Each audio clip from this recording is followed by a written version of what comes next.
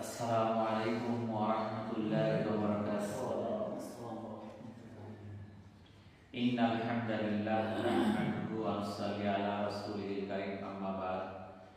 আল্লাহ পাকের নিকট লাখো কোটি শুকরিয়া যে মহান আল্লাহ তাআলা আমাদেরকে পবিত্র শুক্রবার জুমা নামাজ আদায় করার জন্য মসজিদে আসার মতো তৌফিক দান করেছেন। এই জন্য মহান আল্লাহর নিকট শুকরিয়া আদায় করি, আলহামদুলিল্লাহ। আমরা জানি যে আল্লাহ তাআলা 12টি মাসের বছর নির্ধারণ করেছেন। এই 12টি মাসের মধ্যে 4টি মাস আছে সম্মানিত, 3টা হলো একাধারে, জিলকদ, জিলহজ, মুহররম, আর হলো রজব। আজকে সেই রজব মাসের প্রথম শুক্রবার 6 তারিখ। এই ডিসেম্বর মাস চলতেছে, আজকে কয় তারিখ? 26 তারিখ। 27, 28, 29, 30, 31 তারিখ রাত্রিবেলা বিভিন্ন শহরগুলোতে, এটা আগে সীমাবদ্ধ ছিল ইহুদি খ্রিস্টান যে দেশগুলো আছে, অমুসলিম যে দেশগুলো আছে, তারা এটা পালন করত। এখন আমরাও পালন করি, বলেন না? এই 31st নাইটে তারা এই নতুন বছরকে স্বাগতম জানানোর জন্য নেশা, অশ্লীলতায় মেতে ওঠে, অপচয় এবং অপব্যয়ের একটা জাঁকজমক আয়োজন করে, যেখানে অপচয় আর অপচয়, যেখানে নেশা করে তারা ঘোরে। আপনারা ঠিক দেখবেন, প্রতিবারই দেখেন রাত্রিবেলা অশ্লীল পোশাক আশাকে ঢাকা শহর সহ বিভিন্ন শহরগুলোতে ইয়ং ছেলেমেয়েরা তার রাস্তায় ঘোরাঘুরি করতেছে। লক্ষ লক্ষ টাকার তারা আতশবাজি করে। অনেক দেশে কোটি কোটি টাকার আয়োজন করা হয়। 31st নাইট উপলক্ষে তারা শত শত কোটি টাকা খরচের আয়োজন করে। তারা বিভিন্ন লক্ষ লক্ষ পর্যটক সেখানে যায় সেই আয়োজন দেখার জন্য। এই অপসংস্কৃতি, এটা ইসলামের বিধান অনুযায়ী মারাত্মক অপরাধের কাজ। যারা অমুসলিম তারা করে, তাদের কাছে এটা অপরাধ নয়, কিন্তু আমরা মুসলমান, আমাদের কাছে কিন্তু এটা মারাত্মক অপরাধ। সারা বিশ্বের মুসলিম মনীষীগণ এই দিবস সম্পর্কে, এই অপসংস্কৃতিকে হারাম বলে ঘোষণা করেছে। এটার উৎপত্তি কবে থেকে? যে ইংরেজি সন, এই গ্রেগরিয়ান ক্যালেন্ডার বর্তমানে পরিচালিত, সেটা 1582 খ্রিস্টাব্দ থেকে চালু হয়। বাংলাদেশের আগে ব্যাপকভাবে চালু হতো না।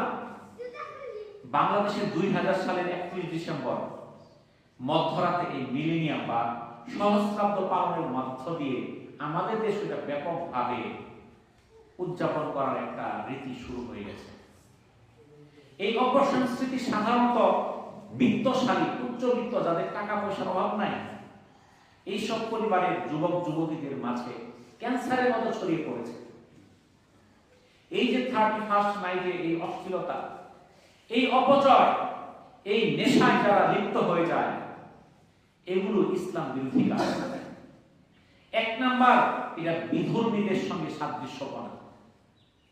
আল্লাহ রাসূল আমাদের বিধর্মীদের সাদৃশ্য করতে বর্জন করেছে। এটা বিজাতীয়দের, অমুসলিমদের একটা সংস্কৃতি।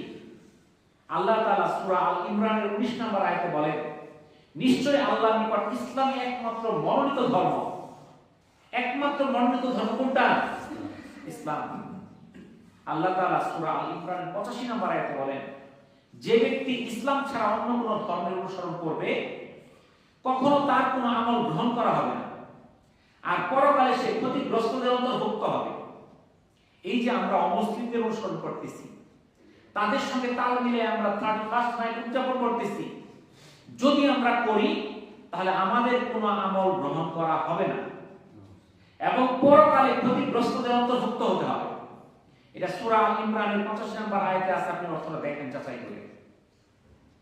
আল্লাহ রাসূল সাল্লাল্লাহু আলাইহি সাল্লাম বলেন, যে ব্যক্তি কোন সম্প্রদায়ের সাদৃশ্য অবলম্বন করলো, সে তাদেরই অন্তর্ভুক্ত।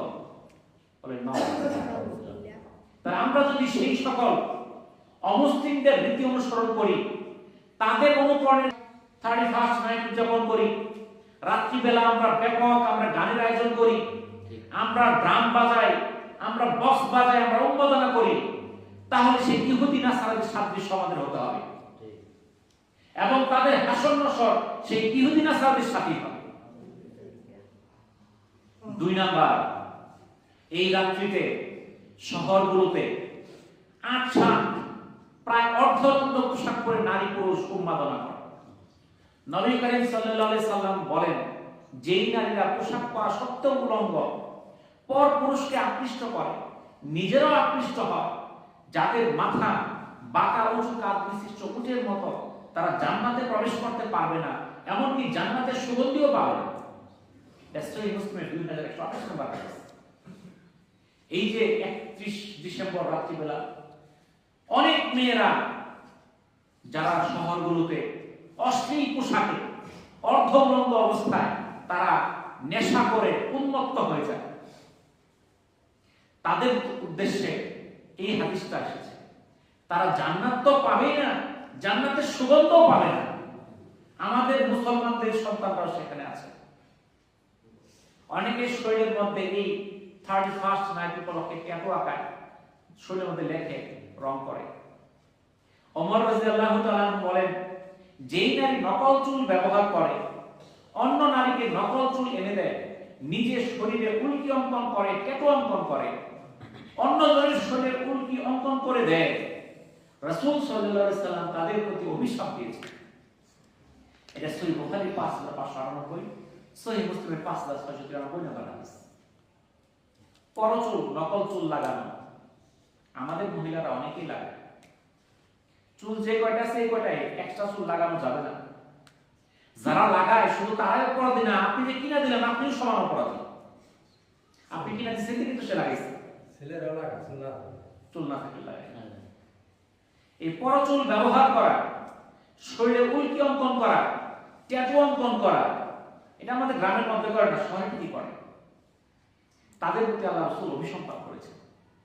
এই 31st নাইটে মানুষ পটকাবাজি করে, আতশবাজি করে, বোমা ফোটায়।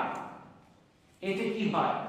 মধ্যরাত্রিতে যখন হঠাৎ করে এই বিস্ফোরণের শব্দ শুরু হয়, মানুষ আতঙ্কিত হয়ে যায়। ছোট বাচ্চা ঘুম থেকে জেগে ওঠে, হাসপাতালের রোগীরা তারা কাতরাইতে থাকে। অনেকে হার্ট অ্যাটাক হয়ে যায়, যারা হৃদরোগে আক্রান্ত। কয়েক বছর এটা ঘটনা ঘটেছিল, ছোট একটা বাচ্চা, তার হার্টে একটা ফুটো ছিল, ছিদ্র ছিল, সে ভয় পায় তার মৃত্যু ঝুঁকি।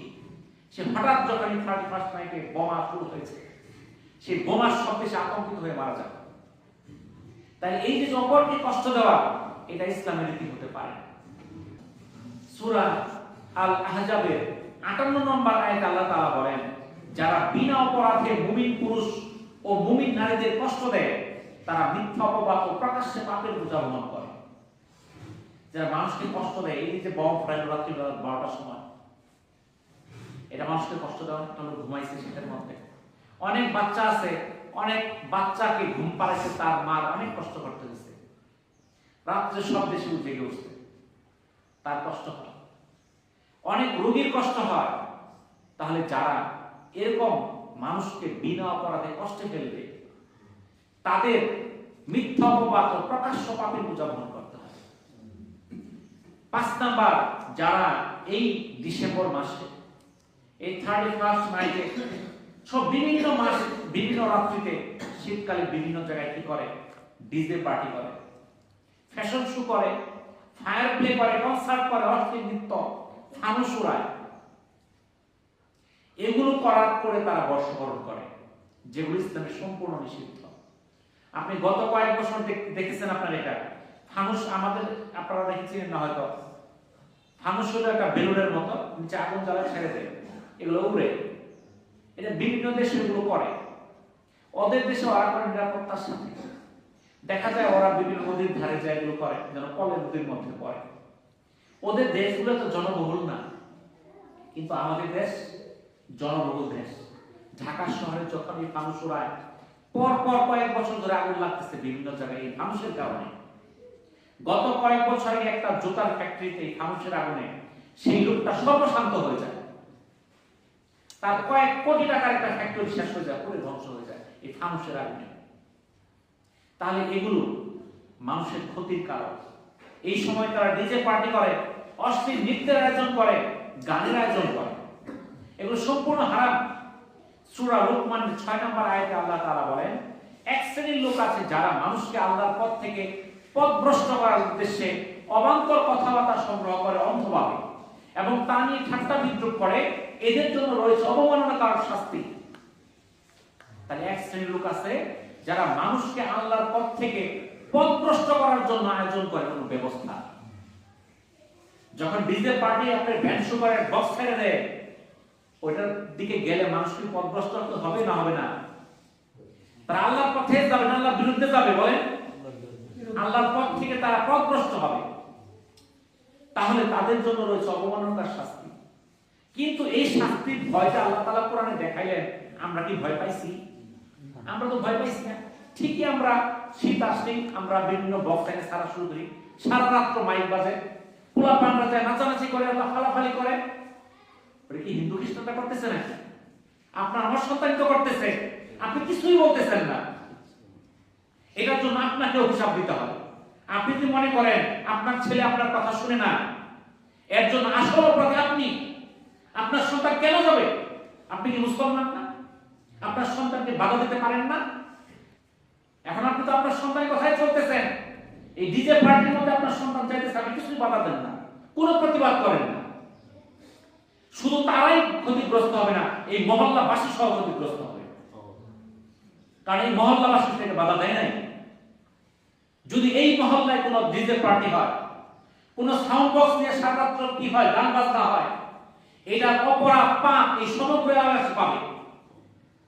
কারণ আল্লাহ রাসূল বলেছেন, যদি তোমার সামনে কোনো অশ্লীল কাজ, কোনো অনৈতিক কাজ হয়, তোমার ক্ষমতা থাকলে হাত দিয়ে প্রতিহত করো। যদি সেটাও সম্ভব না হয়, তুমি মুখ দিয়ে প্রতিহত করো।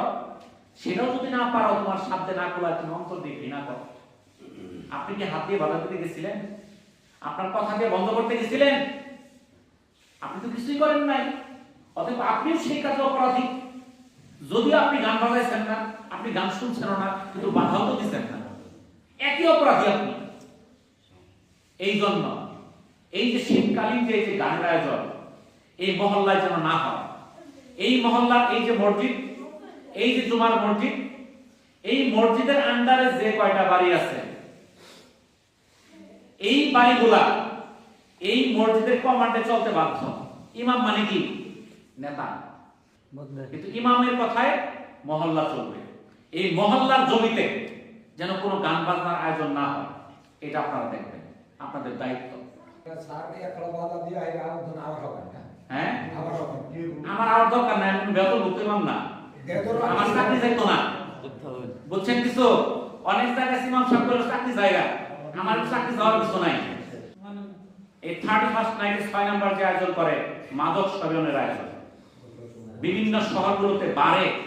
এই দিন লাইনকে লাইন মানুষ যায়, মাতাল হয়ে যায়। এই দিন মানুষ যায় নেশা করে। আল্লাহ তাআলা সূরা আল মায়েদা 91-92 আয়াতে বলেন, মুমিনগণ মদ, জুয়া, মূর্তি পূজার বেদী, ভাগ্য নির্ণয়ের স্বর, ভিন্ন বস্তু শয়তানি কাজ, সুতরাং তোমরা তা বর্জন করো, যাতে তোমরা সফলকাম হতে পারো। মদ ও জুয়ার মাধ্যমে শয়তান তোমাদের মাঝে শত্রুতা ও বিদ্বেষ সৃষ্টি করতে চায়। আল্লাহ স্মরণ ও সালাত থেকে তোমাদের বাধা দেয়। কাজেই তোমরা কি এসব থেকে বিরত হবে না? সূরা মায়েদা আল্লাহ তাআলা বলে দিলেন, এই যে এরকম ভাবে মদ জুয়ার আয়োজন করা এগুলো সম্পূর্ণ নিষিদ্ধ। এই 31st নাইটে যুবক যুবতীরা অবৈধ মেলামেশা লিপ্ত হয় আবাসিক হোটেলগুলোতে, কমিউনিটি সেন্টারে, পানশালায়, নাচঘর, সিবিচে, নাইট ক্লাবগুলোতে একটা ব্যভিচারের একটা পতিতালয়ে পরিণত হয়ে যায়। আল্লাহ তাআলা সূরা বানী ইসরাঈলের 22 নম্বর আয়াতে বলেন, তোমরা ব্যভিচারের কাছে যেও না, নিশ্চয়ই তা অশ্লীল ও মন্দ কাজ। নবীজি সাল্লাল্লাহু আলাইহি ওয়াসাল্লাম বলেন, অবশ্যই কোন পুরুষ কোন নারীর সাথে নির্জনে একত্রিত হলে তাদের মধ্যে তৃতীয় ব্যক্তি হয় শয়তান। 8 নাম্বার, এই 31st নাইটে হয় অর্থের অপচয়। এই রাত উপলক্ষে মানুষ কোটি কোটি টাকা খরচ করে, বড় বড় শহরগুলোতে ব্যাপক আয়োজন করে। আল্লাহ তাআলা সূরা আরাফের 31 নম্বর আয়াতে বলেন, হে আদম সন্তান, তোমরা প্রত্যেক সালাতের সময় সুন্দর পোশাক পরিধান করো, খাও পান করো, কিন্তু অপচয় করো না। নিশ্চয়ই আল্লাহ তাআলা অপচয়কারীকে ভালোবাসেন। আপনি যে গান বাজনা আয়োজন করলেন, সেটা টাকা লাগছে না? টাকা লাগছে তো। মসজিদে দান করতে ঠিকই কষ্ট হয়। ইসলাম ধর্মের প্রত্যেকটা কাজ প্রত্যেকটা সময় এটি মূল্যবান। এই সময়টাকে হেলায় ফেলা যাবে না। এটা আপনি যা খুশি তাই করতে পারেন না। এই 31st নাইট উদযাপন করতে চাই, ইসলামকে বিসর্জন দিচ্ছে আমাদের মুসলমানদের সন্তানরা। এটা আমরা করতে পারি না, আমাদের সন্তানদেরকে করতে দিতে পারি না। বুঝতে পারছেন? এই যে যারা আছেন এই মহল্লা, তো এসে আপনি গর মহল্লা আপনারা যারা আছেন এসে বড় মাছ বড়াচ্ছে কেউ, আমি তো জানি না এর মানব তারা। আমি তো বলি নাই যে সারা বাংলাদেশটা বন্ধ করার জন্য, আমি তো বলি নাই যে ওই আরেক পাড়াটা বন্ধ করেন, আমি তো বলছি না আপনার খন্দকার পাড়া যান, সাতানি পাড়া যান, নয়নি যান, এটা তো বলি নাই। আপনি আপনার মহল্লা 20-50টা বাড়ি, এই 20-50টা বাড়ির মধ্যে আপনি এই ভালো কাজগুলো জারি রাখেন, মন্দ কাজগুলো বন্ধ করেন, এই পাড়ার মধ্যে আল্লাহ রহমত বরকত ভরপুর হয়ে যাবে। সুবহানাল্লাহ। এই জন্য আমরা আজকে ওয়াদা করতেছি, এই শীতের কোন রাত্রিতে আমাদের এই মরাকান্দা মহল্লার মধ্যে কোন অশ্লীল কাজ করতে দিব না। সবাই একটু হাত তুলে দেখাই ইনশাআল্লাহ। আল্লাহ তাআলা আমাদের তৌফিক দান করুন। আমিন। ওয়া আখিরু দাওয়ানা আলহামদুলিল্লাহি রাব্বিল আলামিন। আসসালামু আলাইকুম ওয়া রাহমাতুল্লাহি ওয়া বারাকাতুহু।